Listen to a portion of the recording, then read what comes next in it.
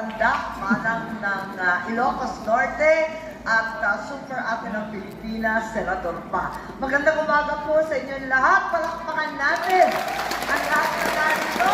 Talaga naman napakahalaga itong araw na ito at ako'y tuwan-tuwa na makapili kayo at napaka-importante nitong ganap dito sa PICC. It's a real joy and pleasure to join you this morning for an extraordinary and truly special occasion.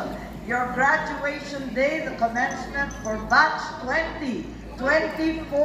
Talaga naman.